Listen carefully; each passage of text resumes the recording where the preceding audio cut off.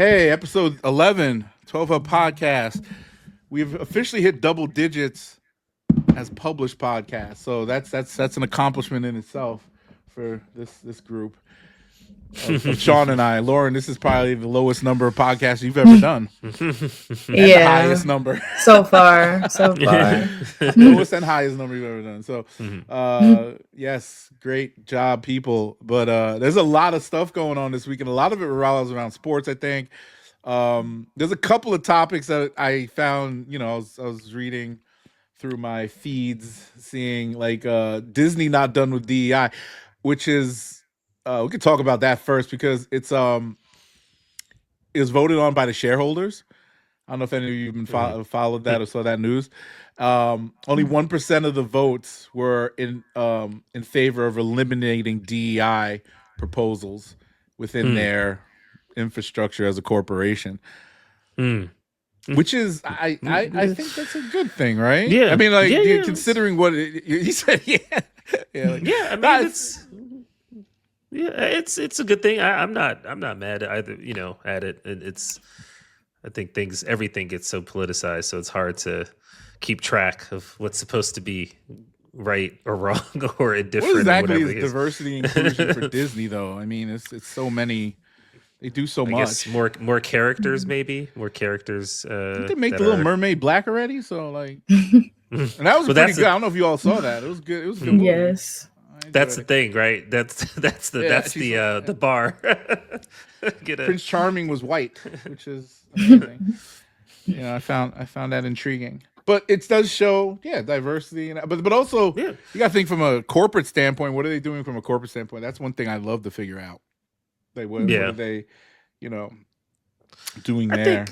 I think ultimately people want diversity. I mean, diversity can mean a lot of different things, right? It can not necessarily even race, I mean, there's a very diverse personality group that you look for when you're hiring someone. So there's just way too many levels to a person that if you're going to hire them, ultimately you're bringing someone in that you think will help your company be more profitable, more efficient in that role. So regardless of anything else, the bottom line is the most important thing when it comes to a business. So I find it hard that this, that, or the other really can implicate somebody running their business differently or drastically differently than they already otherwise would. So it definitely benefits Disney to have more black babies and gay babies and all types of babies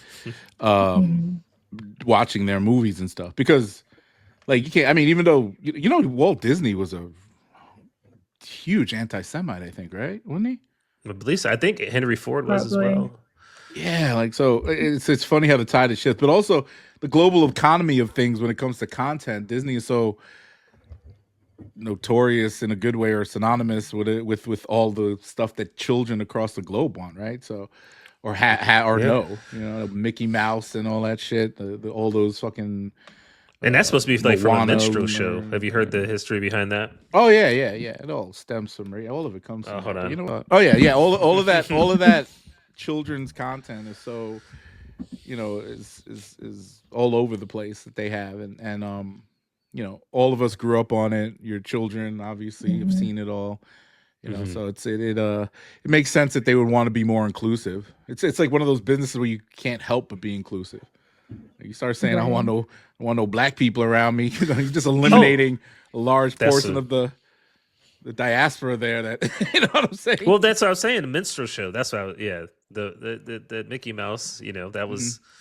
It was cast, the Steamboat Willie was essentially cast out of a minstrel show, right? Like, so it all kind of traces back ultimately. And unfortunately, right, it then disappears, and then people have to get forced into including those people. But I feel like those people and like who were the racist people? You said include the racist people? I'm saying the people that look at any race and take advantage, look at any race and take advantage or do some horrible stuff or try to embolden himself against that race is probably pretty envious of that race, probably internally, and it's probably like, we know the stories from slaves getting basically castrated and things like that because they didn't want to have any more. Like a buck breaking. Yeah. So not to go down a rabbit hole, but there's reasons why that people put people in position, and I just think when it comes to business, people are just going to do what they're going to do to be most profitable. So yeah, I agree. But yeah, we'll see. I mean, Disney's Lion King, all that stuff. They're doing another live action Lion King. They've been very successful with all of this stuff. So Lion King's a great franchise. Yeah, it is. They all. I mean, shit. It doesn't matter. Like, you got to think about it. Cartoons. The production value for making a cartoon could be as infinite as you want it to be now because of AI and the advanced technology. Like making all this Pixar shit and all that stuff. You can make you can even, they have AI actors now. So all this stuff is getting to a place where Disney is one of those companies that will thrive because they have so many classics. Technology. Yeah, from the technology, yeah. So I think it's good, and they can divert. They can make these motherfuckers purple and shit if they want. Don't matter. They black, white, yellow, whatever. It don't matter. They can make whatever they want, and for different markets and all types of stuff. So Disney, regardless of what you think about them, I think they're ahead of the curve there. Yeah, that's very true. Yeah, that's that. Diddy's RICO charges dismissed. So all that bullshit that one producer was talking about. Not RICO, the civil suits from that Busby. Yeah, but that was part of the RICO charges, right?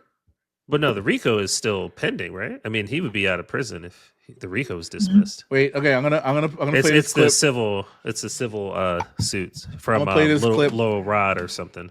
I'm play this clip. I don't know if this guy's misinforming us, but he's a Mr. What's his name here? Demisa. The radio promo guy that turned into a part-time newsman. Let's see. Yeah. New York Diddy case drops the RICO charge. Sean Diddy Combs scored a partial legal win on Monday when a New York judge agreed to dismiss racketeering and breach of contract charges brought against him by music producer Rodney Little Rod Jones. So it's the racketeering and breach of contract stuff that's part of the RICO. Right. Yeah, Lil Rod. The order filed by the judge dismissed only part of Jones's larger lawsuit, but trimmed off RICO, breach of contract, and infliction of emotional distress charges. Jones, who worked as a producer on Combs's 2023 The Love album, brought the sprawling suit in February 2024. Whatever. Yeah, so he's gonna be out soon, I think. What do you think? I don't know. I mean, it seems that they have just the one witness to all of this, which is Cassie, unless there's some other women that I'm not sure about. Maybe some against. Did you see that clip? But I'm talking about in the federal case. I don't know how many are witnesses to all that's alleged, but I know with the civil suits, obviously. But that Busby guy dropped all the civil suits he had against Diddy as well. So that same guy that was working with the other one with the Jay-Z thing, he dropped that, So he's out of the game completely, and he had like 100-something people supposedly. So. Yeah, 100-something. I think I was in that lawsuit. No, it was a 1-800 number. First time ever you had a 1-800 number you could call. That's crazy. To sue a celebrity. Like, come on. Yeah, because they think they trying to play that game, and where you just number one, I know Diddy did some crazy shit, but it's about the reasonable doubt, right? At this point, like, were they willing participants? Did he bust in the sex slaves from China and shit? All the stuff that they've been accusing them of. So we'll see what happens. But I confidently feel that he'll be out soon. I mean, he's gonna be very toxic. Nobody's gonna mess with him. I also feel like I don't I don't like the victim blame, because Cassidy definitely is a victim in all this. There's videotape evidence of that, but I don't know how you could be in a high profile relationship for that long and do all these freak offs, do all the drugs, take all the money, do everything, and then one day out of nowhere, just things just happen, right? Fed charges and all that stuff. You know what I'm saying? And it's weird. I don't know. She got a bag from it, right? And she's keeping her silence now. She's not talking, which was part of the deal for the bag. Mm-hmm. So, but if you're trying to tell your story, why would you take the money? That's another thing. It's not like she needs it. You know what I mean? Yeah. No, there's a lot of I don't know. There's a lot of unanswered questions. She could have put this guy away for a long time if she wanted to, but she took the money and signed the papers. So regardless of, even if she comes in as witness to all this stuff, it'll be thrown out in court because of what she signed. Oh. So none of this stuff that she was there. She was freaking off. Like, she was popping ketamine, baby oil, everything. But she can't say nothing. So it is what it is. We must all pray for Diddy. Yeah, I mean, hopefully it works out. For everyone, and everyone can move on from it. But it's a crazy situation, that's for sure. I mean, everybody, Dirk, all these guys, man, are facing crazy. I just saw Chef G is going to jail for 5 years. You hear about that? Chef G? No, I didn't hear about that. Yeah, Chef G. Like some attempted murder or something. Yeah, gang stuff. He pled to 5 years. He could have got 20. He just got out too. He just got out, I think, in last. He's been out for almost a year, I think, and now he's going right back in. But he's only getting 5 years, and I think that he'll probably be out soon. I don't know. I didn't try to rob him. People said some shit. But he should be out soon because he is on the Trump train, and him and Sleepy Hollow was out there in the Bronx endorsing Trump. So I'm pretty sure there was a deal made under the table. He'll be out in a few months. Right. Shout out to the criminal system and all the people, elected officials, and everybody that are in it. Adam 22, who we were just talking about before the pod. I don't know much about this because I was just on Snapchat and him and his wife are posting pictures of them in the park with their baby and eating sushi. So I don't know what the fuck's going on. What's going on with Adam 22? Why is he? No Jumper. You know that podcast.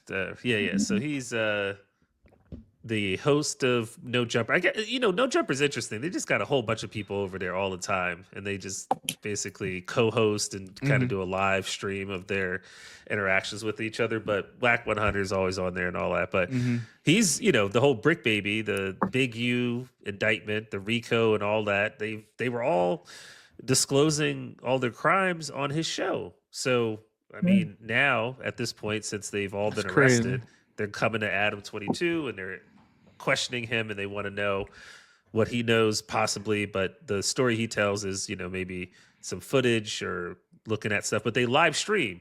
So it's not like any records they could get that aren't available. Do they live stream the pod? No, yeah. They do all the time? Oh, that's crazy. That's crazy. Imagine if you slip up. That's why he's always in and out. He's like going to the back. He's like, I'll be back. I'm going to a spot. And then people are just there talking, and it keeps going. That's wild. Why do people like self-incriminate themselves on podcasts and platforms? Why? I don't know. Yeah, like why would stupidity.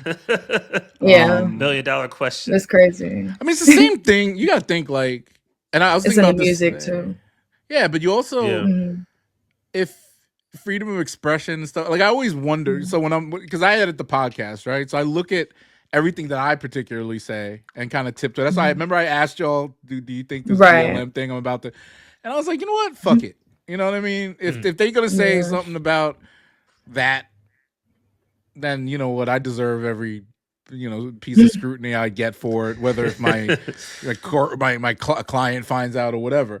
And or if a white liberal that's connected to me, feels offended by that, whatever. That's the way I look at it. But you also got to, and that's why when they go on these platforms, I think they just have this like whole idea that, maybe I'll get the clicks and the views where it'll get to that point where I don't need to, be so secretive. We're not quite there yet with this platform, but on that platform, look at Selena Powell. Remember her? That tattooed up thought that slept with everybody. She was DJ Academic's ex-girlfriend. Yeah. She did a porn with Adam. So she blew up off of that platform. Oh. That's the one that was talking about she swallowed all the nuts on the Denver Nuggets or something. Oh yeah. That girl, Oh, like, she man. just said all that crazy stuff. Now, it could have went a couple of directions. Like, she could have been like, ew, gross, never again, go away. But she got more popular off that, to the point where, like, Snoop Dogg was hollering at her. You know what I mean? Like, people was hollering, you know, she caught up, and she was putting people out there. She dated DJ Academic. She did all types of crazy shit. So, you know, it's a risky game that these people are playing when it comes to content. But like Adam 22 as well. Like, you don't know what he could be implicated in.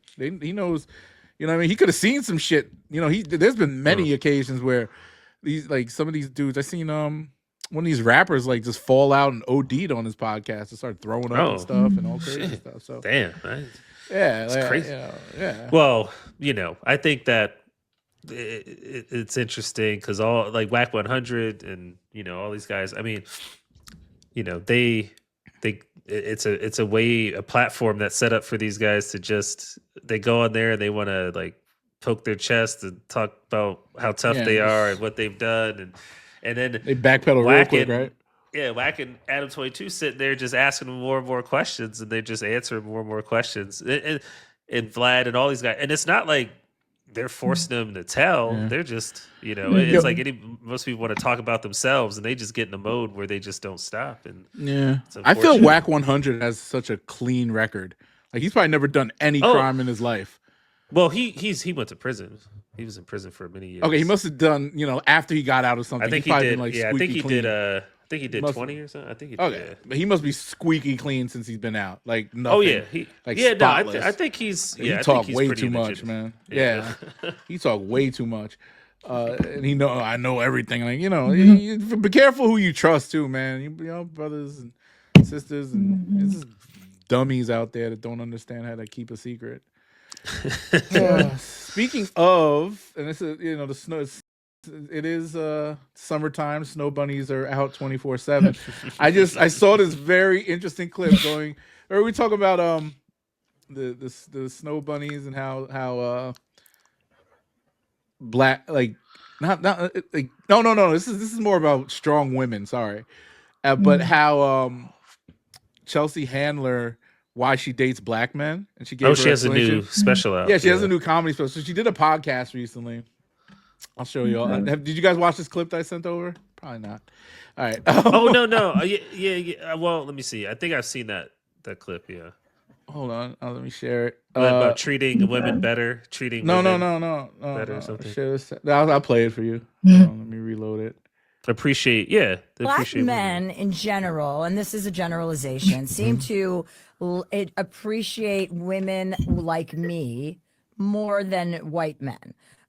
There seems to be a disconnect between strong, powerful white men and strong, powerful white women. There feels like I'm a lot of woman. I say what I want to say. I do what I want to do. And that for some reason threatens a lot of men. There's a certain type of men that don't like that.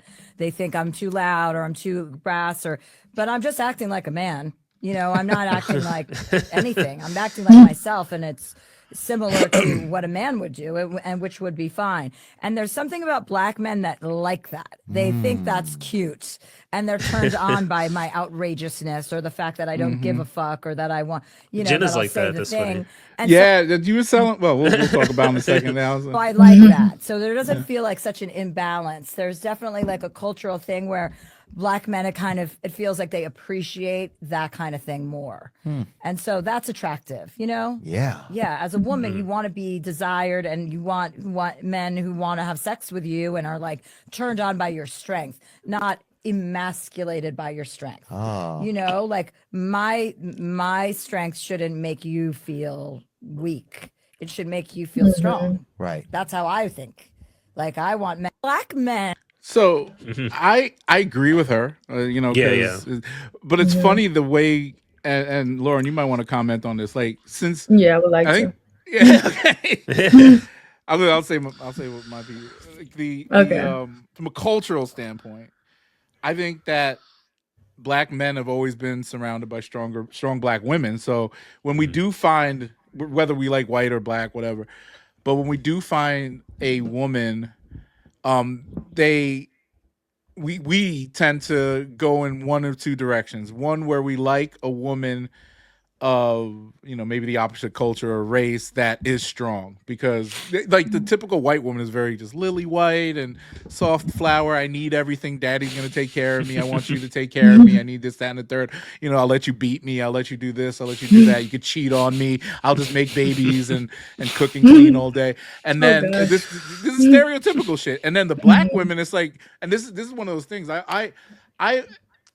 I've toted the line, but you know, I dated white women, black women, a couple of Hispanic women, never Asian women. And the only reason I didn't date Asian women was because my mom was such a strong, like, dragon mom. I'm half Filipino. She was like a dragon mom. Like, you go to school, you learn this and that. She beat us with a slipper, all this stuff. And I was scared of that, so that's why I never was attracted to Asian women. They're beautiful, but I never was like attracted to them in the sense of like, oh, I could date you.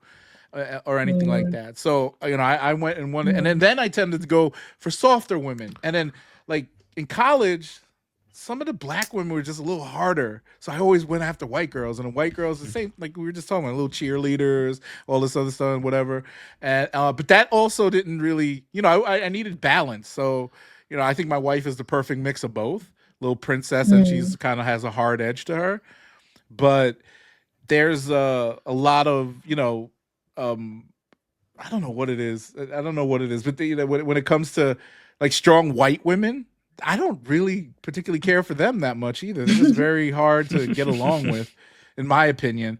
You know, they don't move me as much as, you know, I can be friends with them, but I don't. They don't move me as much as a softer white woman or a softer black woman, which would be perfect. And maybe, you know, maybe like I said, with a little bit of both mixed in. But I'm going too much on a tangent. Lauren, what say you about this? What do you think? No, I think men, no matter the race, it's a lot of men who are intimidated by women in general. I've had that experience. I feel like I'm pretty quiet, but at the same time, people that know me know I'm a pretty strong woman, and not in a way of like the strong, independent black woman type. It's just like just knowing myself and loving myself.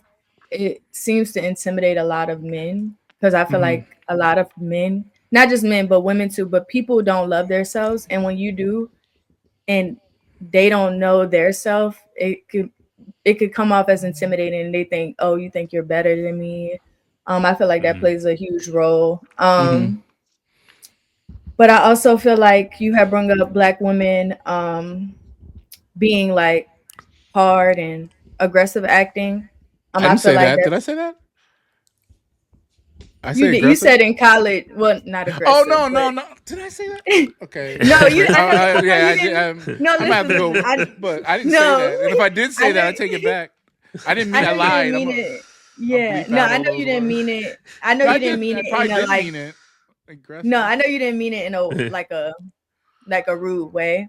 But a lot of black women. I'm a black woman, so I'm speak for like black women. But I feel like a lot of us act hard or have that persona because just having a lack of maybe like a father in your life or an active father or that emotional aspect from a man. So we feel like we got to fill that void in that role because it's just something that's been lacked. And that's on both sides too, for men too. Like, on the that's why that's why men. Did you grow up with no dad? Yeah. You grew up with no dad? I have a father, but you know things were still complicated. Like you know, Sean, you know, well, you're pretty open about that. So Sean has he had mom that. Yeah, I feel like having that absent parent, especially of the opposite sex, like it just plays a role on how people are when they get older and everything. But like you were saying though, I think a mix of both is good, like that balance of being soft but having that strong side as well. But it seems like a lot of people lean on one side nowadays, so hopefully people can find a balance. Like Savannah James, I find her to be like a great example of that, right? Very, you know, she's held down that whole family. You know, Savannah James, LeBron James's wife. She's held down the whole family, takes care of all the stuff, like you know, all the crazy stuff. And she'll go hard for her husband if she has to, and she has, right? when people throw accusations at him or do whatever. So that's a good. But then some of the independent, like very independent. I'm better than you.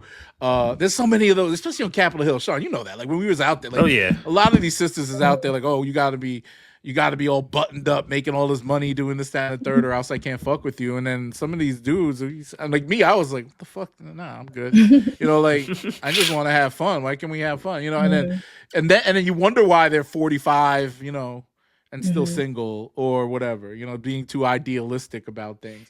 And then there's women out there, that just grew up hard because, like you said, they didn't have a father figure in the house. They never could be daddy's little girl. So they never were able to be, soft, and they had depending on how they came up, like you didn't have the time to actually be, feminine. You're like some of these chicks, especially if they grew up in the hood, their moms could be like real hood, like, out at the club all night. You just following those footsteps and shit. So it's crazy. It's wild. But then also with white women, and Sean, you can speak on this.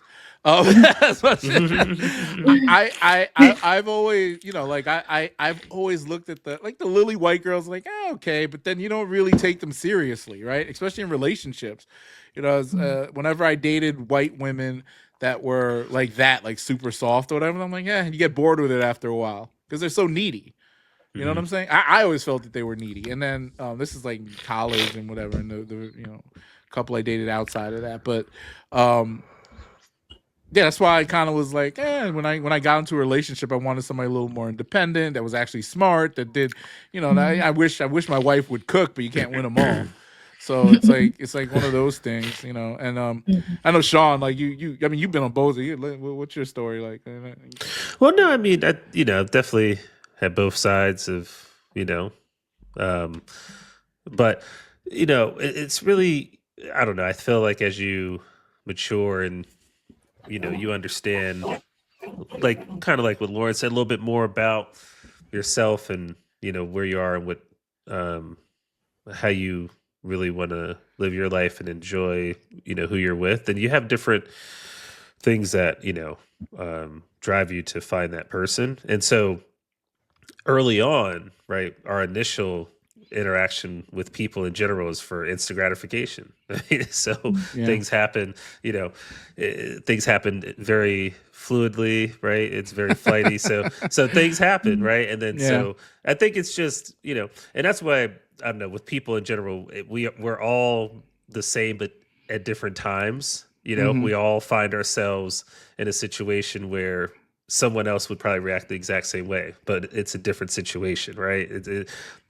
So you drop a wallet, how many people pick it up and try to return it to someone? How many people keep it, right? There's a lot of, but if you drop $100,000, more people are going to keep it, right? So it's like, I mean, the situation. I've returned money before. Changes. Well, no, I've seen someone in ATM, and I've basically, it's like another transaction. And I've like, took it back to the bank or whatever. But if someone drops $2 million out of a truck, people then start to really, their moral ground starts to lessen. Oh yeah, I mean, if money's just flying in the air. But I returned. Somebody left like a gift bag on top of my car in a parking lot once. This is when I was working at USA Today, and had the person's name in it and everything. So I took it up to the office, looked through the thing. $1,000 gift card was in there. It was crazy.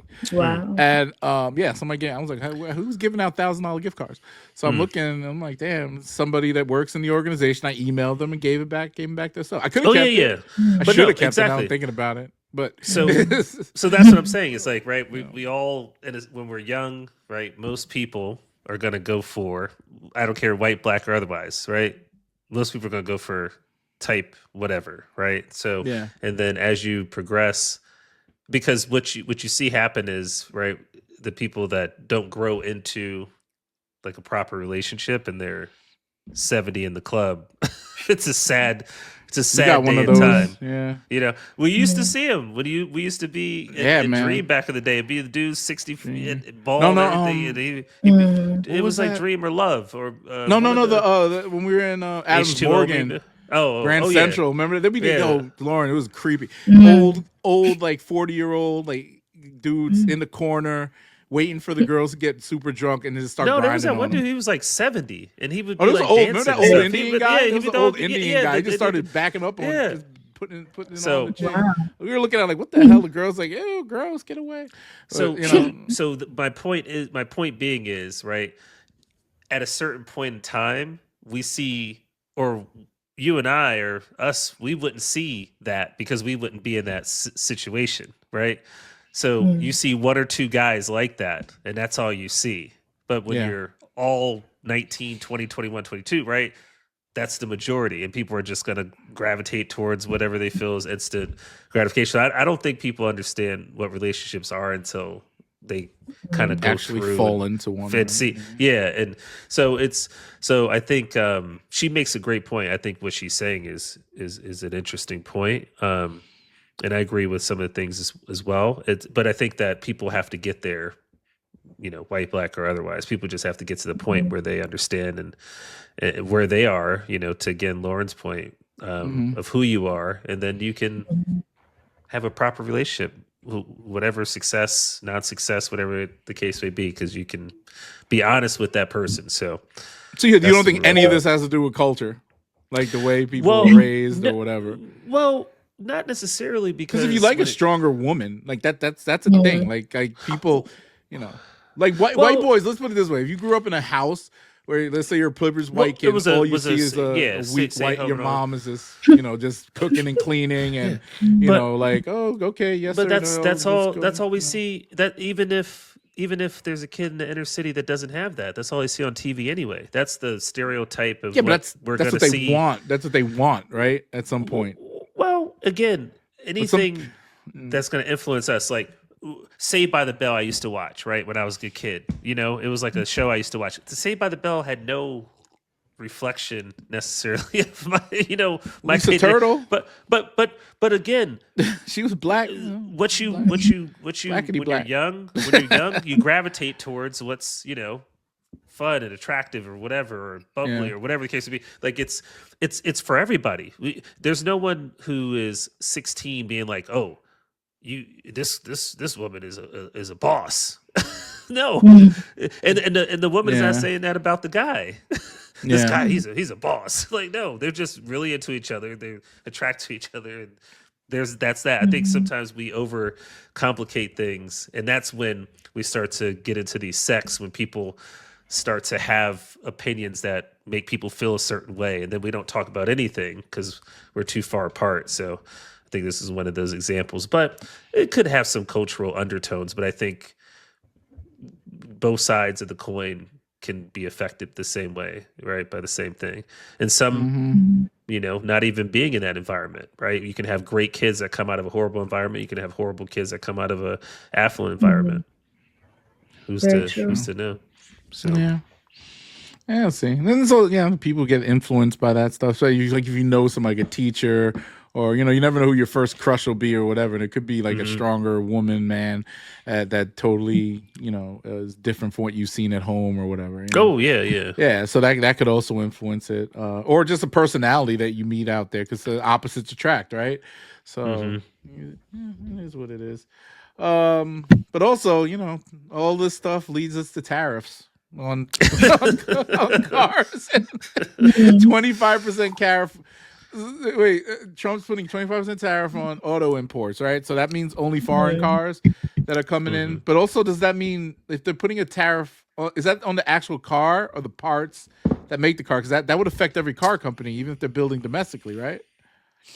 No, I think it's on the just the import. I mean, Just the they're car doing- itself? Yeah. I think it's just a tariff. Like, because I believe so. Because I think, like, when you say you get an American car in like Asia or something, it's like stupid expensive. Yeah.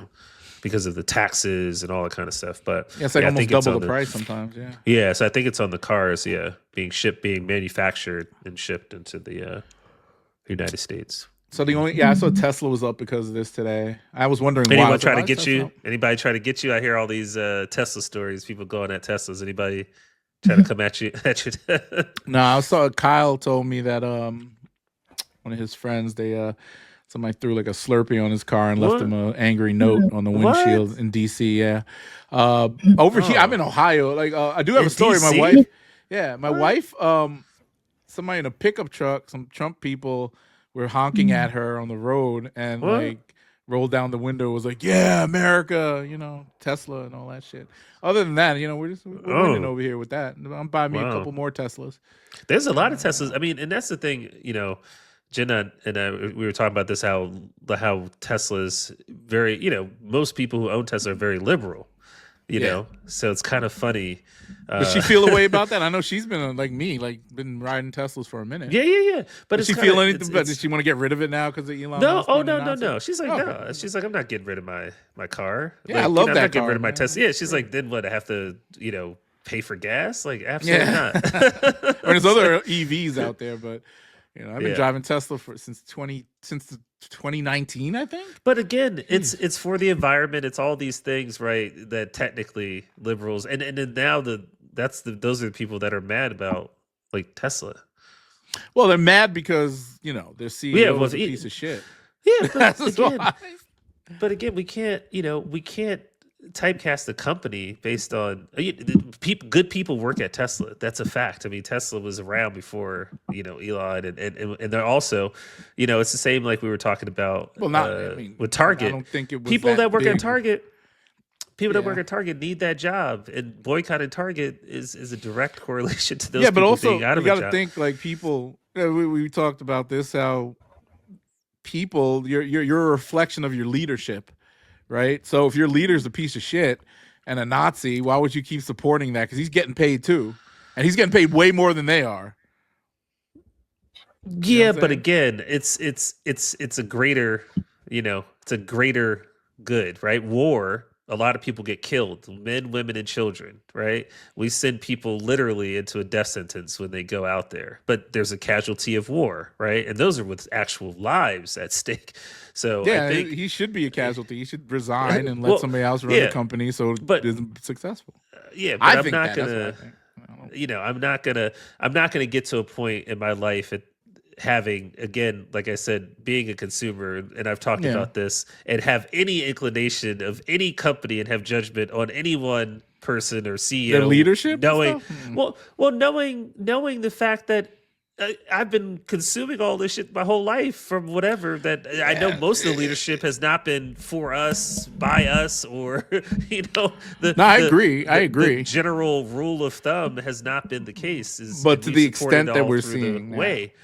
And so, you know, the machine is bigger than, you know, this situation. The machine is going to keep going. You know, Elon Musk can disappear tomorrow, and guess what? Tesla will just keep on pushing along, you know, just like after Apple with Steve Jobs. I mean, Tim Cook, and you know, once you have a machine like that, that's you know. Yeah. I'm sorry, we lost you. I had to get on my phone. Yeah, I'm on my phone because my computer is really acting crazy. Oh, was it stuttering up? So I had to switch. What'd you say? I didn't know if it was stuttering. Oh, yeah, we saw your thing was there was a video delay.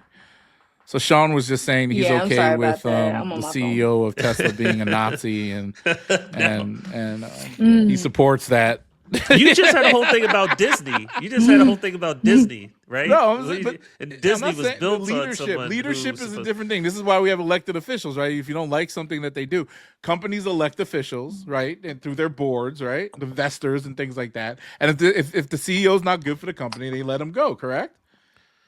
But again, you even said that the other, we just talked about at the beginning of the podcast. We were just talking about, watch your mouth. I might not say the right thing and I might mess up something. No, but this is what I'm saying. But you're cool with Elon Musk doing all this shit. You're like, I'm a happy Tesla driver. It's not about being cool or not cool weird, or indifferent or whatever. It's not about any of that. It's not about any of that. Okay. It's about the fact that I'm on an HP computer. I've got a Apple iPhone. I've got Tom Ford glass. You know, like I've got situations where if I dig deep, I could probably figure out the same people that are in leadership. It's not those companies. Look, it's a different thing than look. Every company, we talked about this before. All these corporations always, slave labor, forced labor, low What I'm wages, talking about in all that general, shit. the idea they Migrant workers, have of people. all that. But that's not that's it's These people can be horrible people. Well, yeah, but this guy is so outwardly horrible, so outwardly stupid, so outwardly like fucked up that that he is in no position. The guy's on ketamine, bro. He's fucking high all the time. But He's again, a weirdo. If he like gets 15 fired baby from mamas. Tesla tomorrow, if he gets let go, or He'll be they broke force as him out, fuck. I'm saying if they force him out or whatever, then what? It's okay to buy Tesla, and before that, it's not okay to buy Tesla. No, that's what I'm the saying. Point. That's not the point. But that's what I'm saying. I would not support a company if I like the product or whatever based on the owner of the company, unless there's a situation where someone's jeopardizing like my life or something, or my livelihood. Well, essentially, look, there's literal people who are committing, and I do believe that some of these people should be labeled domestic terrorists that are throwing like Molotov cocktails through dealerships and shit. But if it's getting to that, and the corporation Tesla understands as a publicly owned company who I have shares in, and you probably have shares in too. And Lauren probably invests in Tesla too. Who knows? But all of that shit, as an investor, as part owner of that company, I want this motherfucker out. I own one of these fucking cars. I don't want no fucking weirdo coming up to it painting swastikas on it because they don't like the motherfucking owner. I mean, the CEO or whatever. It's not all his crazy. He needs to shut the fuck up. Okay, but I'm saying though is that we just had this whole conversation about Kanye, right? About Ye. Yeah. And I rock my Yeezy slides, and I don't see anybody trying to come up to me and punch me in my face because they feel like this, that, and the other. People pick and choose what they want to. Yes, so this is a pick and choose but nobody's scenario, so I'm physically harming. But me, we're wearing a pair of Yeezys. Exactly. There's a lot of black if motherfuckers people started doing Yeezys that right now.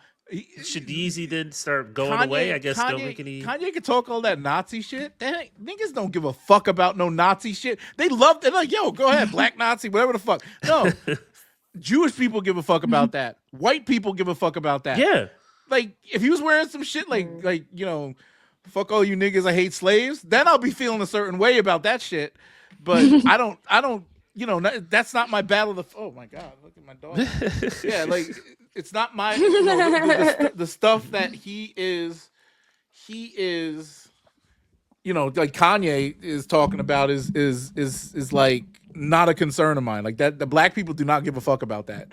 I mean, you're saying like we confidently will support his music and whatever. Yeah, we don't, maybe his views on women are weird or whatever, but at the end of the day, we all listen to hip hop. We gave Dr. Dre and Snoop Dogg a pass. But that's what I'm saying. So people pick, like certain people pick and choose, right? And certain people have more power to pick and choose, right? Those fights and try to make some. It's like we've talked about the whole Black Lives Matter and all the different movements. I mean, it matters as far as like what the message is. What are you trying to accomplish? Now, if Elon being out of the company is what you're trying to accomplish, this has nothing to do with the fucking with my product that money. the company. Well, I'm just saying the people that are going after Tesla cars, it's irrational for them to go after Tesla cars. Why don't you go to your congressman, or why don't you go to? Why don't you boycott? Why don't you not just buy a Tesla? Why don't you not, I don't know, advertise with Tesla or whatever the case would be? Like, I don't know, whatever you think is appropriate. But the people that are doing what you're describing are not the people that should ever be in a position to make decisions for anything or force any change. They're not making a decision. It's a decision done by the corporation because they're afraid of those people. Like if it got to the point where every Tesla was being like vandalized, do you think at that point you say, hey, this guy gotta go? Like, when your Tesla gets vandalized, what are you gonna say? Well, listen, what I'm saying is like, think of it like this. Think of you are the first black family to move into a white neighborhood. Think of it like that, right? And guess what? But I'm saying, but I'm just saying, think of it, in the 50s and 30s, whatever case it be. Just think of it. You're the first black family that comes in. Nobody knows you're a black family, and then you step outside, right? Yeah. Target number one is on your back, and then your yard's you got crucifix on your yard. You're getting your windows broken, getting all this and that and the other, right? Okay. And then Yeah. What does that have to do with no, I'm trying to make a point. I'm trying to make a point. I don't even know where this is going, but go ahead. So, all right. So your option would be, right, to move, right? To move. Why would no. So you're saying I'm not going to have a Tesla, your car, and this and that and the other. It's different. It's different when one person affects millions, right? I'm one person moving into a white neighborhood, and every white person hates me. Because I'm white, I'm the Tesla in the neighborhood, right? Yes, that all these white liberals hate. But the people though that I'm saying there are people, not all, that will come to your home and vandalize your home. Yeah, but I'm there are people problem. that Tesla's the problem, not me. Yes, but I'm saying there are people that won't do that and be just as bad as the people that are doing that. And what I'm saying is, whether or not Elon is this, that, or the other, doing whatever he's doing, there are a lot of people at a lot of companies that are not doing what he's doing, but acting exact same way. So they're not acting. No. They're not on Twitter doing all the shit that they're doing. They're not running. They're doing something more diabolical. No, they're not running fake government organizations that are cutting all our benefits and everything. So if not for that we pay into, if not for Elon getting involved in the political scene at all, and that stock would be $600 right now. I know. That's what I'm saying. So what? Now motherfuckers know he showed his true colors? Come on. He's been the same person before he got into a political arena. He's been the same person. So now all of a sudden he's a this, he's a that, and now everybody want to be all like, oh, he's, get him out of there. He's been people know who he is. Like his history is pretty well documented. No. It's different. They always accuse George Soros of doing these things. He's not sitting there doing a 60 Minutes interview where he's talking about, I'm a Nazi sympathizer, I'm this and that. He's not on Twitter every day making up shit or misinforming people or sitting there in the Oval Office saying he runs the government, putting up a fucking Tesla dealership in front of the White House. The people he's selling cars in front of the fucking White House. It's crazy. Who does that? That's wild.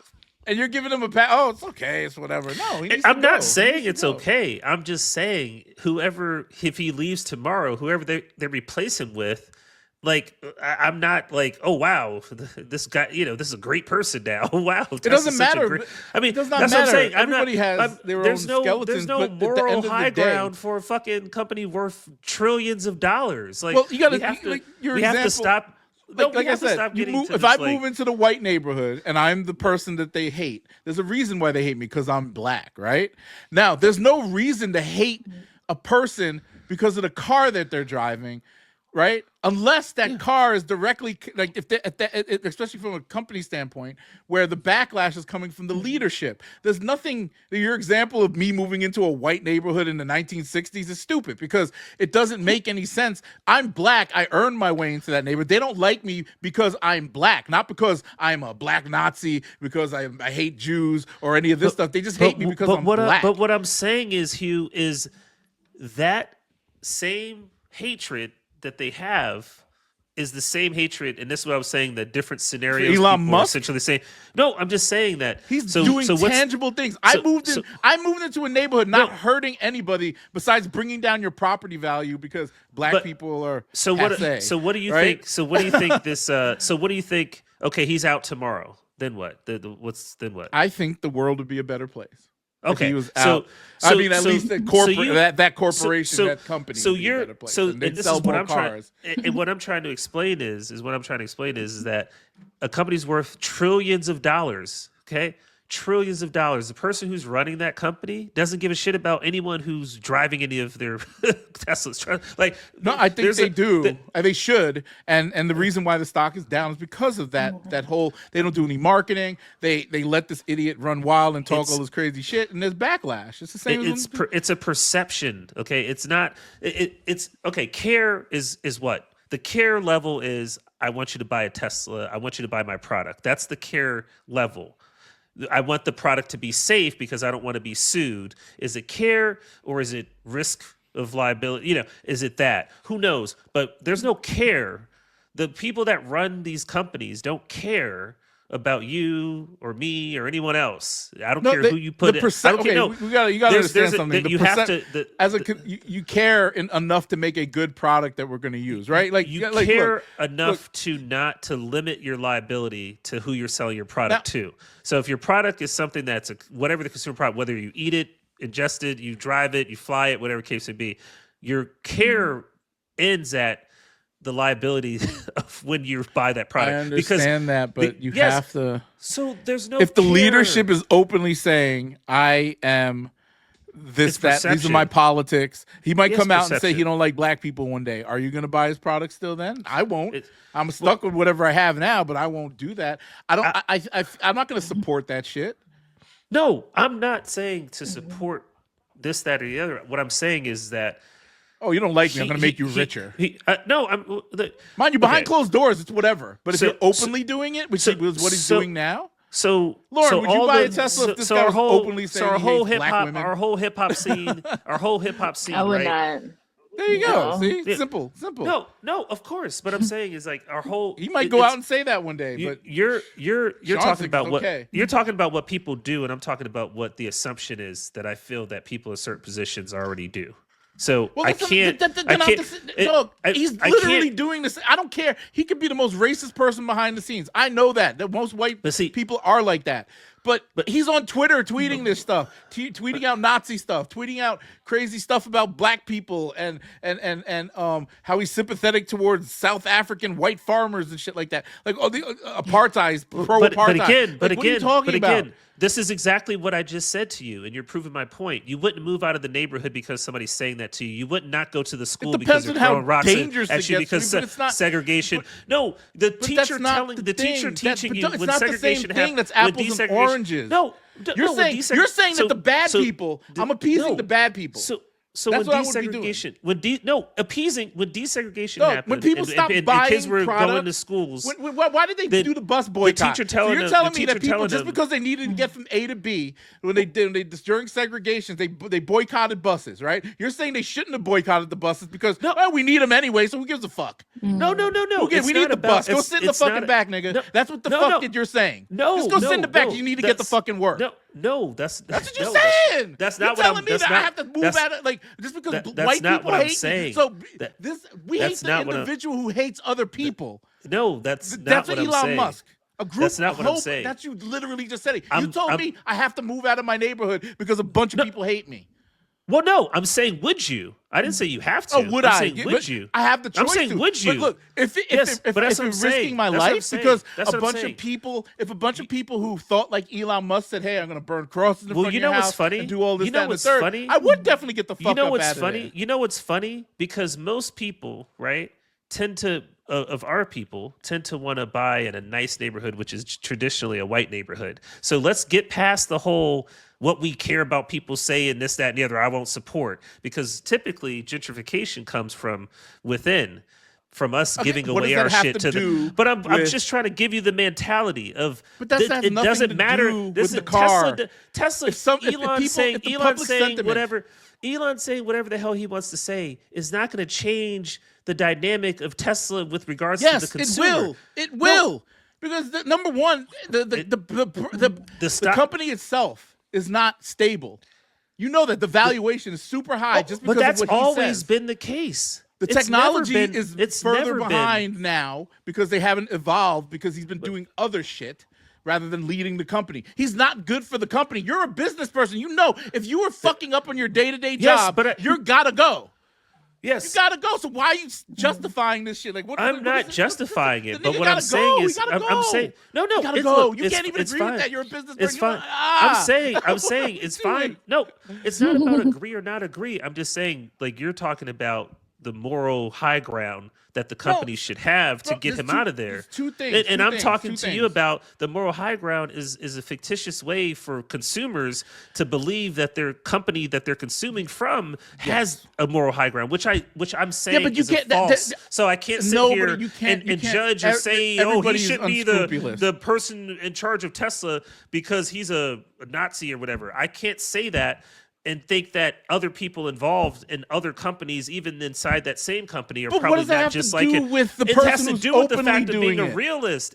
Openly or not, I just can't be like, oh, well, get Well, him out of there the because thing then is, it's going to be dude, better. It's the same what I with feel like the politicians. shuck and They jive lie is. to get The shuck into and jive- office. Trump lied to a bunch of people. Like he's literally like all these immigrants that he's deporting, right? He said, "Oh, I'm not going to deport you. You're the good ones." Oh, but now he's deporting the good ones, right? He said that he's a liar. He's a fucking liar. Now they hate him, right? He's a liar. Like they Elon all Musk are. is just. I know that. We know this. But when you see the, I told you I'm a cynic. I Yes, can't yes. I can't But- take a pert position and say you can't. you know, You can't. this you, is you have because even from a because business with that standpoint, you can't see that no, that's bad for no. business. Listen, it's You can't say that's bad for. Is there something that I know you have a lot of things to say? Bad you- for business. Bad for business. Bad for business. How is it bad for business? Is as it bad far for as, if you came on this podcast? You have your own business, and I have my own business. Yeah. If I came on this podcast and said some of the things that we talk about on our phone calls in the morning, or said some of the things we might think about women listen. or people that are around us, we'd be. I'd lose my business probably. But Like, that's right? but that's the era that Same we thing come with these from. guys, That's not these what we motherfuckers- That's not but what we're living same in with these now. motherfuckers That's not what we're living in now. These motherfuckers We talking on literally- podcasts. So bad for business. They're going to we jail, literally- right? Do we they not literally deserve to have go to jail? Hugh, we literally have a president. But What are you you're talking letting about? That did Elon all Musk that said slide. all the things. No, but I'm this is the saying, thing. I'm You saying just said to you said earlier. we about literally these have a people- president Sean, that said Sean, all the Sean. things and did I know, all the I know, things, I know. and But no Sean, one cared. You just said, so you just why? said- yeah, I like- know, but still, So it's like what are we if you go on talking a about? podcast and start talking about who you murdered and all that stuff, do you not deserve to go to jail? Do you not deserve to lose your business? Because you might have a business and it's corporate and public, and as you go on a podcast talking about, I hate this, I hate that, or I shot this person, I did that, and the third, then the cops come and arrest you, you go to jail, your business now is in jeopardy, stock price of that business goes down, and all that stuff. I'll answer that. Now, I'll answer that should question. you still Yes, be I'll answer CEO that then? question. Should I'll you still answer be that question. CEO then? So if you've done all those things and you don't say it on a podcast, should you still be CEO? Because that's the point I'm making. Yes, you should still be CEO because nobody knows.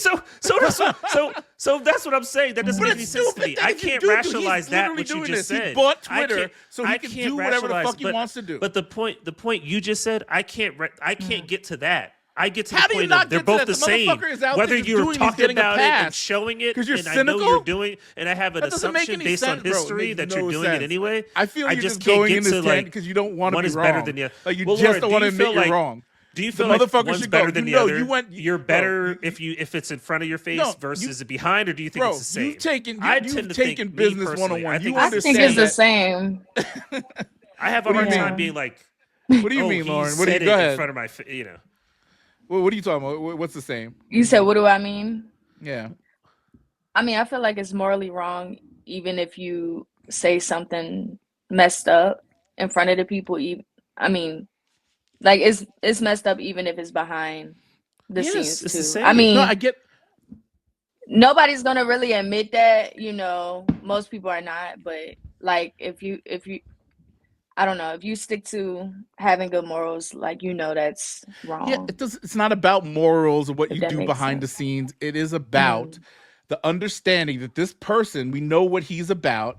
People don't like it, so now he's feeling Right. the backlash of that through his pocketbook. People are not going to buy your car. People don't like you. People are vandalizing the cars that you sell, right? And in turn, it's affecting the people that own the cars, like me, like Jenna and you, Yeah. whoever the Right. fuck owns the cars.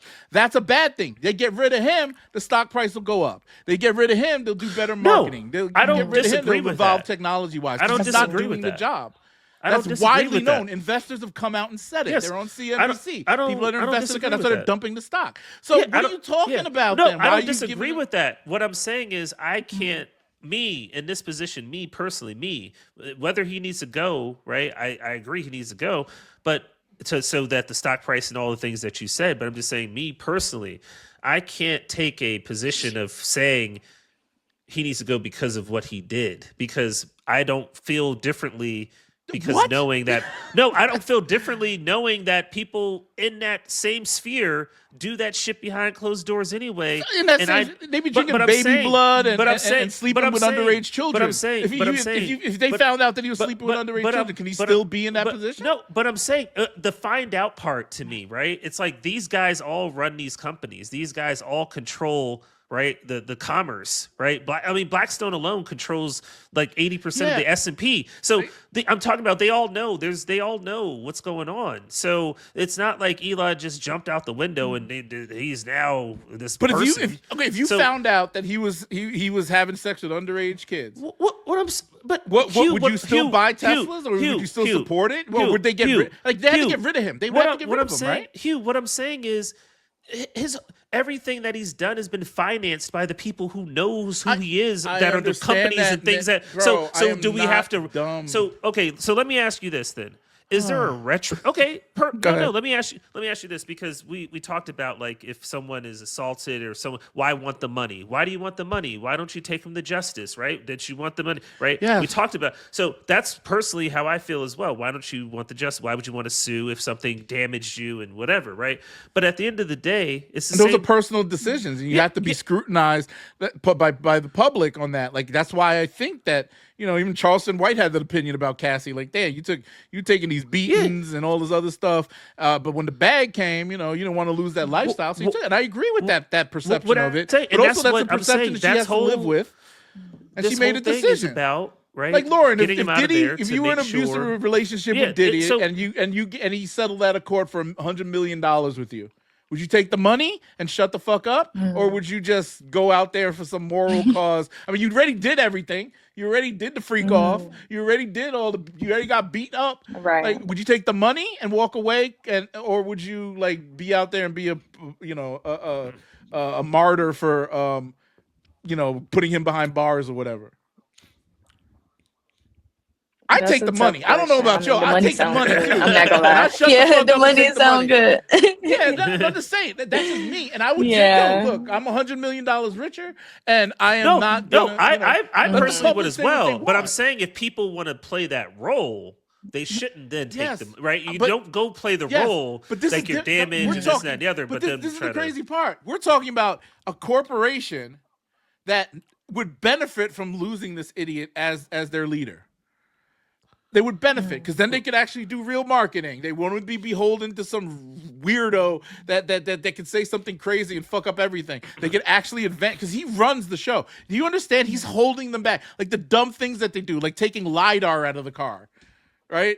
Like the light radar. No, the cameras will work because Elon likes the cameras. The cameras don't work well. They don't. And it affects the way the car drives with the self-driving. It's not going to be a better self-driving car than what Waymo's doing or any of these Chinese people, right? And so, and the way he runs the company, having people to come in, and certain people coming in every day and working and doing all this other stuff. Like, there's certain things that you have to understand about running a company in this modern day and age that he's not doing. And it's successful because he keeps feeding people bullshit. Oh, we got robots. We got this, the public. We got that. I mean, look, the public, just like anybody else who would get canceled, or he could get canceled. I mean, nobody's immune to that. So that'll, if that needs to happen, that'll happen, and the market will dictate that happening, and then things will move on as they such will, and there'll be someone else that'll have a scandal 5 years later at another company, and then everybody will boycott that one. But along the way, that company will continue to increase revenue and take pitfall and keep going and keep chugging along, and people will keep. I mean, it's the machine is the machine. So, if that company fails, something else takes its place. What we have is, the system itself is baked in for people like Elon to succeed, and that's just what it is. What needs to change. Well, yes, but again, we're very far from that, and him leaving Tesla is not going to change anything within that. It's a step in the right direction, I think. No. That's so not let a the step in Nazi right run the fucking shit. No. Okay. No. Elon being forced out of Tesla is not a step in the right direction for opportunities to be vast for other people that are not Elon. those are going to, like, that's not going to make any change. It's going to slide another Elon in there, another person, right? Yeah. So, but if they put someone else, right? If you give if that would be a change. That would push a change. Well, yeah, Status quo is never going to make any real change. So.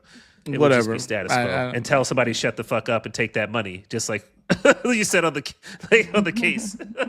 I mean, these are decisions we have to make in life. Like, I would say, look. If I was being, if I was part of the freak offs and all that shit, and I already took the pain. I mean, it's compensation for the pain and suffering that you went through, and it doesn't. I mean, look, I can't. I don't. I think I would. Public scrutiny. Who gives a fuck? Like, I don't care. I wouldn't want to be in the public eye after all that. So I think Cassie did the right things for her personal well-being. But there's other people that might have been victimized too that aren't speaking and all that type of stuff. If they choose not to, then whatever. The feds are going to do what they're going to do because they just want to get Diddy because he's a successful black man. Like, they didn't do none of this stuff to, fucking Epstein. Like, none of this. I mean, until the real shit hit the fan, right? Yeah. But like, he's been doing it for what, a good part of 40 years. For 40 years almost, this motherfucker's running around sex trafficking people and stuff. Diddy over there just partying and bringing prostitutes over. Yeah, illegal, he was crossing state lines, RICO. Like, come on, bro. Well, that's how they're getting these rappers now. They just get them on bullshit. It's only black people they do this to. That's another thing. Fly them out. Speaking of, a rap. I guess, man. I didn't talk. Let's keep it moving because this. Wasted too much time talking about that nonsense. I can't believe. Oh my goodness, Sean. I don't know what to do with you. Anyway, okay. The war plans being leaked on the Signal chat app. It's dumb. Yeah, it looks like they already executed the plans. The guys got the things. Like, what do you think? Should there be any consequences of this, Sean? Should there be any, or it's just these people are going to do that anyway because they're dumb? No, I think my thing is I don't even really understand because I know they're trying to, sweep it under the rug and move along and not really talk much about it. And so apparently, I guess the editor was invited by the Secretary of Defense or someone from his staffing team or something.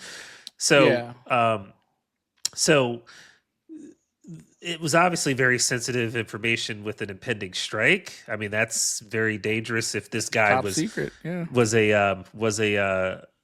but logically speaking though, he was the editor of what again? The Atlantic. Okay. What was he going to do with this information? Sell it to the He could have, like some but I'm saying, I mean, this has been floating around since I think he said like sometime in February. I know, but I'm just saying the mode in which he received the invite means that he's in a system of some sorts of contacts within the White House. So I know how this goes with journalists. So there's always in every administration there's people that leak like information. A window, right? Right. This guy was probably good friends with They buddy up with journalists. Yeah. And when things go in a bad direction, like they'll say the administration's going to shit, he's the guy who's going to talk to the journalists anonymously, give them information. This happened throughout the whole, Trump administration last time. There was leaks all over the place. People just selling stories and telling, they're leaking everything. So more than likely, I know somebody's going to lose their job over this. At some point. Oh, yeah, the staffer. Trump's all about loyalty. No, I don't think it's a staffer. I think it's going to be the person who is like, why is this liberal journalist in your Rolodex and getting added to our group chat, right? That don't make sense. Why are you talking to this guy? All right, so he's got to go. I think it's that the guy who set up the group chat, the guy who's whatever. And then you also got to think about the incompetence around it for them doing that. There has to be some kind of concept, but then it won't be because they're hypocrites, obviously, because they wanted to throw, like all the non-top secret shit that Hillary Clinton had on her servers and everything, and that they never found any evidence on. This is literal top secret information about war plans, and then no heads are rolling. But that's just the way it is, right? So it is, look, you can argue about it. I don't really care at this point. They're just going to fuck up everything until they let out the plans for whatever next war we get into or how much, Netanyahu dick they're sucking or whatever. Like, it's all going to just, like, be a shitty next 4 years, and hopefully we get out of it in peace with 50% tariffs and everything that we buy. Whatever. Well, I think it's I don't know. This is a weird weird time. weird time we're living in. I mean, we would never hear about any of this stuff. But it's just, you know why the administration's under a lot of scrutiny, but also at the same time, there's so much going on, like all the stuff that he's doing, and then they're trying to get us into another war, and then just to put a little cherry on it, just let's leak out information that shouldn't be heard or seen to random people. That shit could have gone to one of fucking Barron's teachers at his private school in Columbia or whatever. He goes to Columbia, right? Whatever. Like, I don't... NYU. NYU. Oh, yeah. I don't understand how nobody, like, especially the president, for all the shit that he cries about, keeping secrets and doing this, that, and the third, when it came to other people, how he's not holding anybody accountable for it. That's crazy to me. And even other Republicans are coming out and saying that, like media and people... within the administration and senators, Congress, whatever. So it's crazy, and I think somebody's gonna be held accountable, and one or two heads may roll for it, which I hope happens. But I just can't. I don't know how much more of this the country could take until it all goes to shit. Yeah. But, what are you gonna do? But the main topic of the show, and Lauren, I know you don't like us talking about sports like that. Have you been following the LeBron James? Have you been following the LeBron James stuff with Steven? No. Look at her face. She's like, nah. No. So it is an interesting little thing.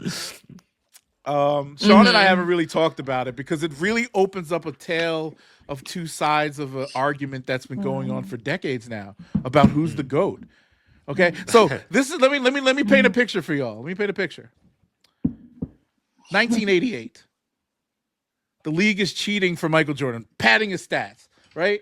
Right? People are going there's a bunch of thugs in the NBA. Everybody's a strong man, right? Everybody, Charles Oakley's beating up people in the hallway.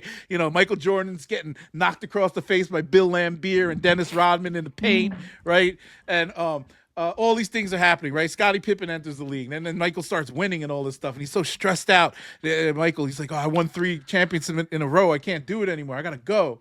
I gotta take some time off and mess up like the Major League Baseball by joining the White Sox, right? taking a spot from a good baseball player that could have had that spot. Michael Jordan himself took a spot on a team that of professional baseball players, not Michael Jordan's son, because Michael Jordan's son is a cocaine addict. He can't play baseball. Michael Jordan's son can't play baseball, so Michael Jordan took the spot on the baseball team, right? And he's got the 200 batting average, 50 strikeouts and he only been to the plate 80 times, right? Not like Bronny scoring 39 in the G League, 17 in an NBA game, garbage time. Mind you, garbage time. But the 17 in garbage time for a rookie, that ain't too bad. But he don't deserve to be in the league. That's what Stephen A. Smith said. Now this is a segue into what was going on here. Now Stephen A. Smith said that, and he blamed LeBron for not being a good dad. Like, why would you do that to your son? Why would you get your son to the NBA? And put him in this position. Why is it you so soft and you can't even like take up for like all this stuff? Why are you LeBron James, the worst father in the world? That's what he said. You put your son in a position where he's gonna fail, right? And then Bronny drops 40 on him in a G League game. Then Bronny drops 17 in garbage time. And Bronny out here outperforming his peers after having a heart attack in college, right? And then Bron goes on the podcast this week. So he confronts the man, right? 2 weeks ago. We talked about that, right? You had your, I wish I'll bring back the clip. I might splice it into here somehow. What you said about Bronny taking away position from a person who should have been drafted 55th as well. Or he took away some 55th draft pick, right? Whatever nonsense you were talking about. This is Sean. Like, Lauren, your excuse in this conversation. So Stephen A. Smith and Sean Marble are crazy. I'm following. Yeah, Marble Marbs is crazy on the internet. So, I hate Bronny James and all this stuff. Oh, no. No, I'm just glad. I'm glad that his dad could get him on the team, though. That's not what. Okay, either way. No, that's cool though. I would do the same. So I would look if I could get my if I was LeBron and I get my son on the Lakers. You coming on Lakers if and Stephen A. made that point. LeBron that's said not it what himself. happened though. I'm gonna play. I want to play. Phoenix play my and Boston son. were looking at him too, so he could have been drafted. Either way, this whole let me I'm not done painting this picture. So Stephen A. says this crazy stuff, and then LeBron confronts him at a basketball game and says, keep my family's name out your mouth or whatever. Stephen A. Smith goes on the television. Man, I might have had to throw some bows with the men. Like back in the 80s, they didn't fuck around. Charles Oakley used to, beat up and all this. Everybody used to get beat up, the journalists, whatever. Yeah, because they were all high on coke and shit and couldn't shoot or do anything. They could shoot some heroin or whatever the fuck they were on, but they couldn't do it. Or having sex in elevators or whatever, Magic Johnson, getting AIDS or whatever the fuck they were doing. So yeah, they doing all this stuff in the 80s, right? So like they're tougher, they're stronger, they're better basketball players than these weak guys now that are so conditioned that they could play for 22 years, right? So he says all this stuff. He gets on the thing, and then this week, LeBron goes on the McAfee podcast, and this is part one of our discussion here. He said Giannis Antetokounmpo, probably arguably top 5. I would put him maybe number 3 in my top 5 currently in the NBA. He said, LeBron said on the McAfee podcast that Giannis can drop 250 points on a player in the 1970s, right? All right, 250 points. Now, clearly being hyperbolic. No, he's not. But they also. But you got to think about these journalists.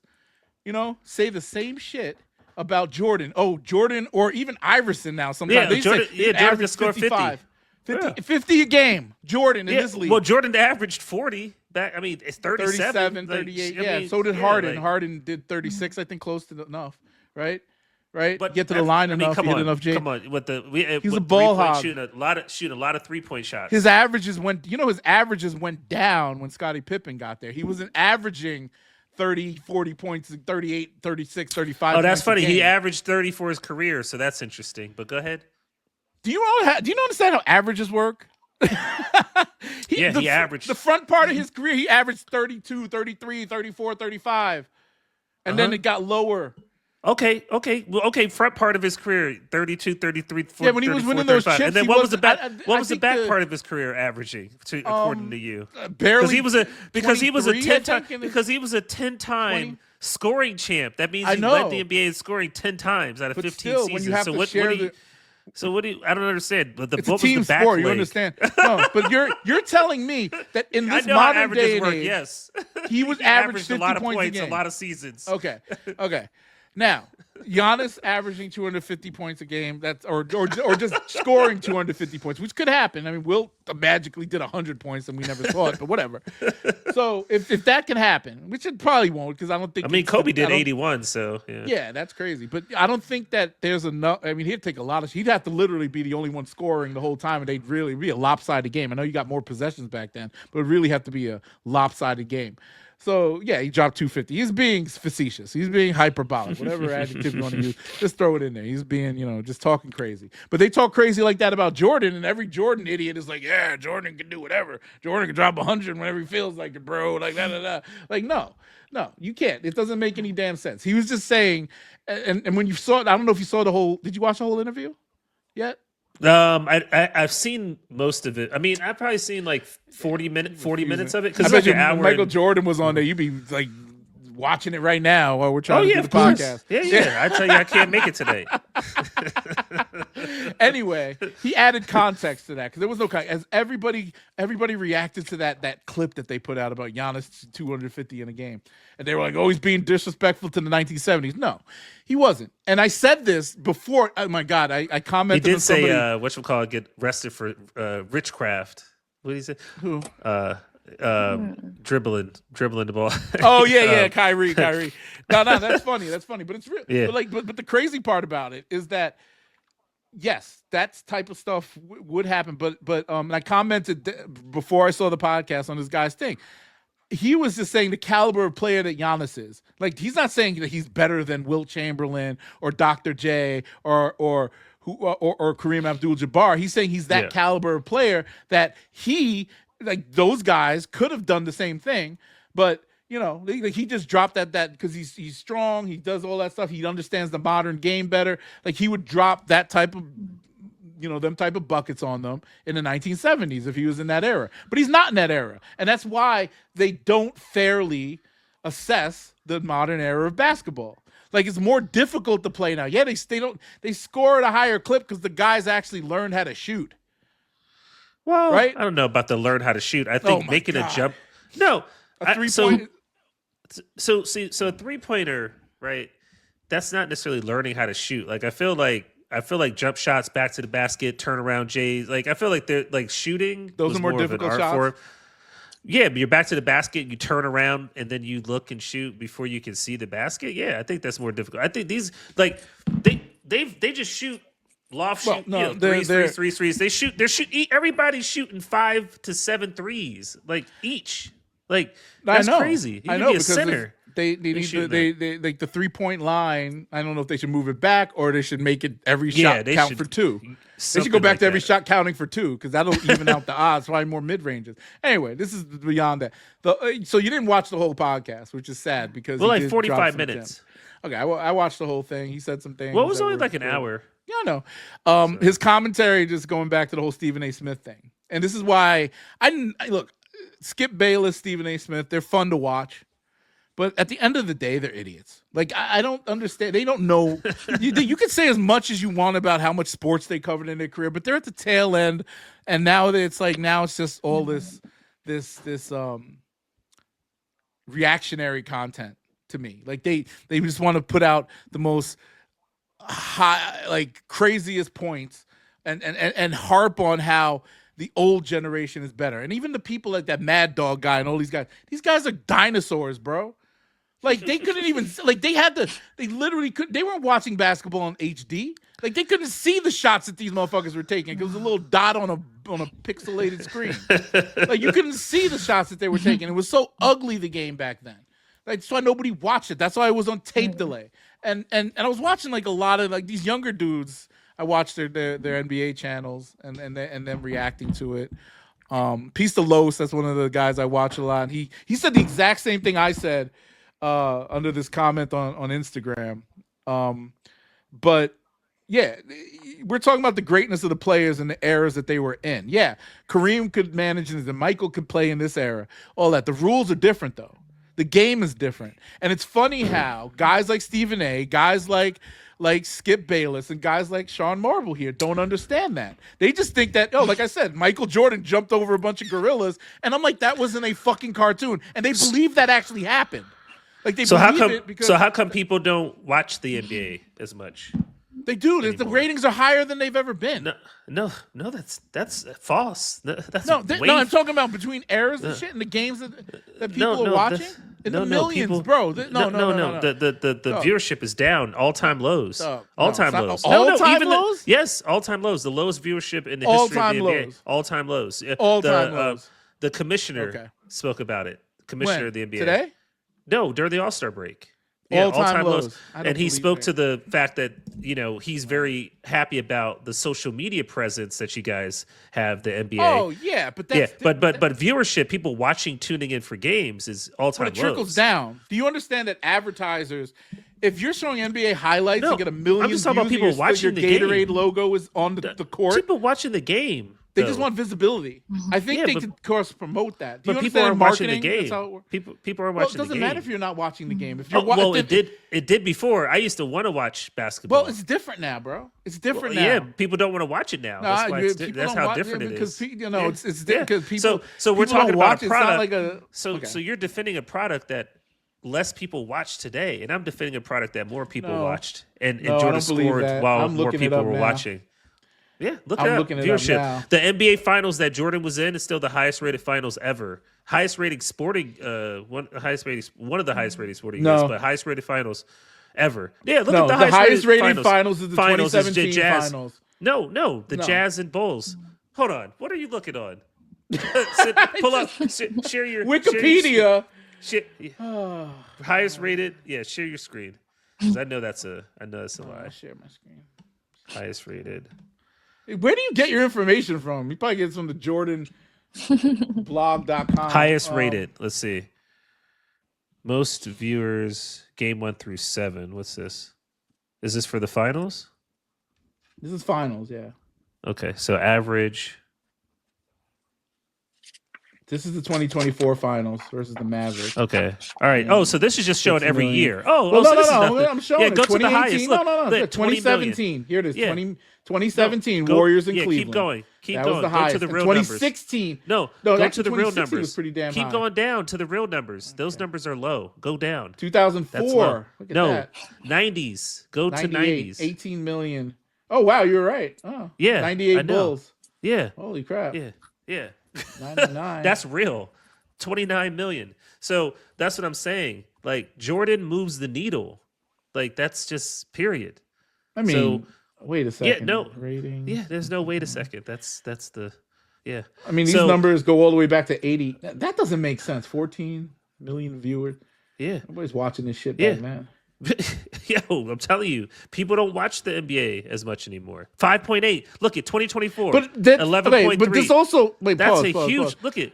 All right, I get it. But the way people consume media is different too. So if you count for, well, that was the pandemic. Yeah. And that's different. I don't know if or whatever. There is a thing that you can't. There's the unmeasurable reach when you're talking about people who are streaming this stuff. Watching people do reaction content to it and watching the game at the same time, where groups of people are watching somebody else watching the game, or when all of this stuff, the information is being consumed differently, not on regular TV. So this metric here is kind of bullshit because it doesn't really explain the reach that they get from social media. If you do the analysis, and this is a fact, NBA on social media is the biggest sport on social media year round. Like the Jordan clips, the LeBron clips, the highlights, like they have literally House of Highlights, all these pages, Bleacher Report, all of that stuff. Yeah, Jordan is still a big part of that. He still drives the needle. I'm talking about current games where they're showing highlights of players. Where they're showing, now, mind you, Jordan also keeps the NBA relevant. Jordan does keep the NBA relevant because he has nice shoes and all this other junk that people buy. That's people different. Still talk about him. No, that's different. You can't slap a logo for Gatorade on his shoe, right? So that Gatorade logo is on the court, on the Instagram clip, on the TikTok clip, on the TV clip, and people are seeing that logo. Ways to monetize it is one thing. Let me put it this way. That want to see the game is another. I'm talking about people that want to see the game. I'm not talking about the derivative of the thing that someone on their phone are watching. Fell into a bar and watched it. That's different. It's not. It's the same. No, it's not. They come. They come for the action, the highlights, right? So you don't think back in the 90s that people had parties to go over people's houses and watch the game? So that 29 million could be 70. So I mean, I'm just saying, but people consume differently now. These kids are attached to their iPads. Oh, absolutely. Absolutely. And parents are too cheap to pay for the nice cable package when they get the NBA or whatever. So you don't know how these people are consuming it. There's back channels to doing that. Well, again, and we didn't know how many people were watching it when in a group. Did. That's because right. more people in a group. No, I'm saying in a group setting, you might have 7-8 people. The family household was a lot more back in the 90s. Then you had your friends over. Then you might have had 20 people in a house. And how much watching shit the finals. was on TV? That doesn't happen anymore. In the 90s, not everybody had cable. So when the last time you had somebody over to watch a basketball game? Used to be a thing. You remember that? Yeah, I know, but now people could watch. My wife does not give a fuck about basketball. She wants to watch Real Housewives. She will leave the room and watch Real Housewives if the NBA Finals are on. It's hard to get Jenna her doesn't. watch. Yes, Jenna doesn't watch. Exactly. Before, it would be a family affair because that was the only thing on TV because you had 4 channels to watch. You're not the dog. You always compare apples and oranges. It's so weird. I don't understand. I'm not saying that. I'm saying that if you're going to make an era, you're talking about an era that doesn't exist. The TVs aren't black and white anymore. No. All I'm doing is taking your same metric because you're telling me all the ways that people can and why the numbers can be more. Yeah. And I'm telling you that the numbers can be more inflated. Yes. But also, overall TV ratings are down for media, any media that you on news channels, everything. Fox News is the biggest news channel, and they're getting half the ratings. They were, a third of the ratings that they used to get back in whenever, 10 years ago, 20 years ago, whatever. Don't quote me on that. I don't even know if that's true. But either way. But that doesn't mean it's a bet. That doesn't mean differently. YouTube. Yeah. So do you believe like a YouTube if a game is shown on YouTube and gets 100 million views, does that count? Like if it's on YouTube. What do you Like mean 100 if million? you see 100 million views on a YouTube video of a basketball game. If they watch the whole game, yeah. If they watch the whole game. You don't have to watch the whole game. Nobody gives a fuck about the whole game. I'm saying the whole 100 million views. What basketball game has 100 million views? No, they might. I'm just saying if there was a game. Well, yeah, because that's views. I mean, I think, right? I mean, I don't know how the bots and all that work, but all I'm saying. But you're still stuck on the physical copy, like when we were talking about the Drake stuff last week. I was like saying, like like the streams to me is a good barometer for regular people because it shows how much you actually consume the music. Because then, you stream the song 50 times. That shows how much you like the song. Like you could play a CD once and put it away, but you already sold that unit, right? That one unit. Yeah, but I think what I'm looking at it differently, just mentally, because I look at things right, and it could be based on I'm older now, whatever the case may be. But you're my old. experience, You're that guy. No. I'm just saying. Look, it's like anything else, right? If my son is really into something, I know he's really, really into something based on how much he tries to get me to get him something or want something or this, that, and the other, right? There was it's not as much now as it was when we were kids, where we saw an ad on TV or we saw something we'd be like, oh, we'd be looking for something for Christmas that we saw like, oh wow, I can't, in an ad and a commercial, and we'd be like really looking forward to that. Kids aren't really like doing that anymore. However, kids are doing that for some things, and those some things I take a liking to when I'm describing them, if in the same tone that I would for something I had a visceral feeling for. So if I'm comparing the feeling or how someone's getting it or how someone wants it in the same way. It's different now, though. Regardless of, I know, but certain things aren't different. Certain things don't change. No, it is totally different. Nobody gives a fuck. I don't watch the whole game all the time. You don't even watch the games. They're exciting too. Some of these things. But there's going to be a time, just like when Shohei Ohtani came into the MLB. Completely changed the whole dynamic of the MLB, brought a whole new dynamic, a whole new era to the MLB. He's the face of the league. Even people that don't watch baseball know who he is. That is an effect that some players have, and it doesn't give a shit about how you're watching, when you're watching, what era you're watching in. Some people have that effect, and some people don't. You can still be great. You can still be amazing. You can still be famous, people love you, but some people have a certain effect, which in my opinion, Jordan had that special effect that no matter what, you stop and watch and you want to see the next player, what he's going to do. And I think that translated into people wanting to watch basketball and watch the games and all that. And it'll happen again. There'll be another somebody, maybe Wemby, when he's healthy. I mean, LeBron had that effect. Well, no, he did. I agree. When he first came into the league, I was watching when he was playing. Like, I'm like, yo, I'm watching his games. But I think what happened is the league just got people just jacking up threes, and everybo's just fucking doing whatever. It's not even like, there was, and I'm looking here, like, okay, the Lakers. I'm just looking at finals. We can't, again, the finals are different. It's like, it's like just comparing the Super Bowl to a regular game.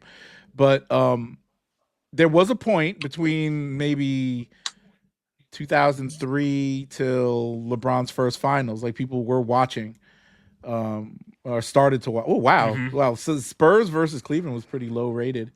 Because, I mean, they knew they were going to sweep Cleveland, but that was LeBron's first one. That's weird. That's 2007. What was going on in 2007? Oh, that was the Depression. Like, motherfuckers was losing jobs and shit, remember? Oh yeah. And then Barack came in and saved everybody, or saved corporations at least. I'm looking at the numbers here. I'll share it with you. But like right here, then 2008, and then they started going up when LeBron moved, got him with Miami, and then we saw that eight years in a row he went to the finals. 11 million here with Golden State, and then it was good again. But the numbers are gonna go because social media has changed the landscape and the different outlets that we have to watch these things. Like you can watch an NBA game on your phone, all this stuff. These aren't measurable you can't measure that on a Nielsen box.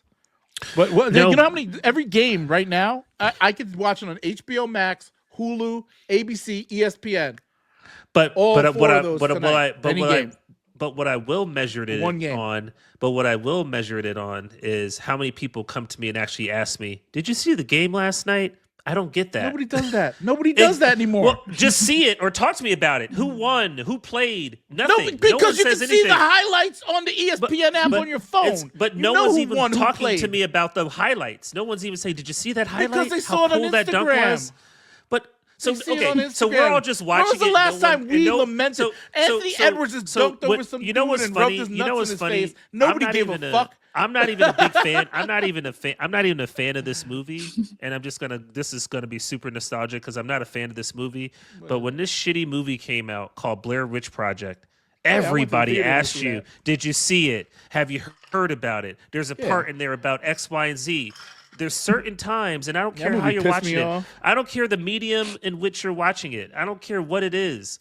If it's going to be something that people are going to want to talk to you about it, they're going to mention it to you. They're not just going to stay in silence, watch the highlights, and assume you've seen the highlights. Dog, there's so many movies that came out that were better than that now. Like, I could give you a list of movies. The market will dictate. It's not about better. No, it's not about the market. It's the way people consume media now. It's totally different. Totally different. What I'm saying is it doesn't matter. Public sentiment that if you saw it in the theater or whatever, theaters now are for blockbuster movies. They're not for indie flicks like that. No, not like that. A cult classic is now straight to Netflix. Like, look at all the Netflix movies that do well. But I'm saying is that we have certain things that'll go right, quote unquote. Remember viral. Bird Box? Remember that movie? And people will talk about. But people will talk about these things. That's a big movie. Will ask you. Yes, but when's the last movie? You know, we have shows or whatever that get big, and people actually talk to other people about it. Have you seen this? Did you know about this? Squid You're Games. telling me. You're telling me everybody watches it. No one talks about it because they know you've seen it. I'm saying people, if they talk about it, come to me and ask me questions or say, "Hey, did you see that dunk?" People don't say that. People don't question because what a game last night, a close game. No one says anything. Okay, that's different. Nobody gives a fuck about that. No, because that's why. That's what I'm saying. But there will be a time. But that's part of the problem. They care more about LeBron and Stephen A. Smith than they care about LeBron winning a game or whatever. That's because the league sucks right now. That's why doesn't. They care about playing that more. Incredible basketball. Cleveland and OKC are fucking doing phenomenal numbers and doing all this crazy stuff that nobody cares about. But I don't know. I think me personally, I just think it's a lot of I just think it's a lot of 3 points. Shai Gilgeous-Alexander, fucking no. They're highly skilled. Jokic averaging a triple-double right now? Yes, highly the amount of 3-pointers just jacking up this. I don't know. It's just a different. It's a different game, and you're the old. Oh my God, you're the old guy. Like, I remember back in the day when Jordan was doing this and that. But again, Hugh, what I'm saying is, it's not about back in the day. There are things that people talk about. NFL, shit that happened in the past. Yes, NFL used to be back in the day, but you know what happens on Monday? People actually ask me, "Hey, did you see that game?" You know why? Whatchamacallit? Because there's only 16 NFL games. No, your team only plays 16 games. You know what? There's 18 games, whatever it is now. Okay, to your point, there's 16 NFL games in a season. Guess what? There's 10 every week. There's 12 every week, and people are asking. And how many are with basketball? How many people watch MLB like that? Not many. Dog, MLB is 163 games a year. Right? NFL is the king. Have you ever been to a baseball game in the middle of summer? It's empty. Yes. Yeah, empty. NFL is the king. There's no comparison. NFL.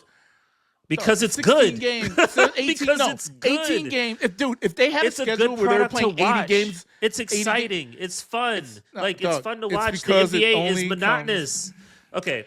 NBA Lauren, is not a sports it's very fan. fast paced. Yes. So. But have you ever been to have you ever watched football, like a Super Bowl or playoff football or anything? Have you ever sat and watched an entire basketball game, like a whole from start to finish? No. And I know most people they talk about the NFL more than the NBA, from what I know. And I don't even watch sports like that. But no one talks about the NBA. It's just more popular. The highlights are fun. NBA people who follow NBA. I follow NBA. I follow all the players. I do too. I try to follow. I've been telling you some stuff. You're like, who? Who's what? Who's Nikolai No, I try Jokic? to follow, but it's too many games. It's too many games. You know what they should do? They got to shorten the season, just do tournaments. Oh, shut the fuck up. That's crazy. Yeah, just do tournaments. Just do tournament play. That's stupid. It's like they did that stupid All-Star. This year's All-Star game was terrible. No, just do the record. Just do the record. You have to do street ball. That's another point. The All-Star game. Horrible. No, because they tried different bullshit. At least NFL got smart. They got rid of the Pro Bowl. Because you know why? Because nobody watched it. They were smart. They changed. And NBA is like just making the product worse with the All-Star game. Get rid of it. It's a good NBA All-Star is an event. And the stars don't do the dunk contest, which is a huge problem. Honestly, that destroyed the All-Star weekend. Stars not do. I mean, these side players doing the dunk contests. There was a point in the early 2000s where nobody wanted to do the dunk contest either. Like there was scrubs in the dunk contest then too. Yeah, I remember. Yeah, that's when I think like Jason Richardson and them was getting in there. I don't even know who. Yeah.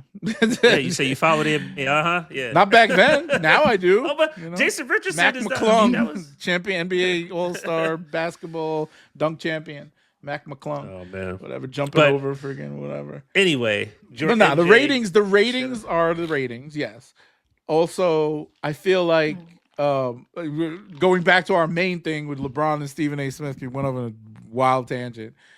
But that whole thing about what we were just talking, like nostalgia and looking back on the eras and all that type of stuff has hurt the NBA as well, because the media does not these old media guys do not appreciate what the younger players are doing. And it started with LeBron. The hate for LeBron was from day one. His own team hated him. They were like, oh, no, he ain't going to do shit. Oh, so he brings them to the finals in 5 years as a 22-year-old. He does this and that. He carried a whole team on his back for 7 seasons. Goes to Miami. He starts winning there. Nobody, oh, no, he's never going to be like Jordan. Starts winning in Cleveland. Starts winning in L.A. Does all this stuff over the years. Becomes the highest scoring person. He's still going at 40 years old. Nobody gives a fuck. Why? Because they always compare him to Michael Jordan, who objectively as a human was a horrible person. And secondly, did not care about the league. He only cared about himself. He left the league twice to do whatever the fuck he wanted to do. You know why? Because he didn't like that, they weren't bringing Phil Jackson back. Oh, well, I'm not going to play for nobody but Phil. You know why? You know why he didn't want to play for nobody but Phil? Because he can't win with nobody but Phil. He couldn't win with nobody. That's proven. From the beginning of his career to the end of his career. When Phil Jackson was not there, he didn't win shit. LeBron won with 4 different teams, bro. 3 different teams. 3 different teams. 3 different teams. Different coaches. Different co-stars. Right? Jordan had a super team on his second three-peat. Nobody ever says that that's not a super team or that is a super team. No, you just had Dennis Rodman, who's the motherfucker? Pippen, Jordan. The 2 best defensive players in the league and the best offensive player on one squad. That's like it sounds a little like the Golden State Warriors, don't it? I think two really good offensive and defensive players and a whole bunch of really good role players. And them Golden State Warriors were no joke. But you know who took them out? LeBron. They had to go get KD. They had to get Kevin Durant. 7 foot. That's the 7-foot gorilla that was that fucking Michael Jordan was jumping over in the mystical movie Space Jam. In real life, you can't do that. Like Kevin Durant would be in his way, blocking his bitch ass shot. That little mid range that he had. Kevin Durant would be blocking that. Spider. I'm just in closing. Whatever. In closing, I'd like to say I'm glad that MJ is still prevalent today as much as he was then. Yeah. It's great to see that he has fans and anti-fans alike. No, it's not. It's real people who are realists. It's a compliment to his. It's a compliment to his amazing prowess on the basketball court. So I'll leave it at that. But I gotta jet. Elon Musk and Michael Jordan are your favorite people. I love it. Good clips, whatever. Next week we'll have some people on and some things to talk about too. So see y'all. Have a good night. Thank you for participating in the weekly discussion. All right. All right. Peace. Peace. Bye.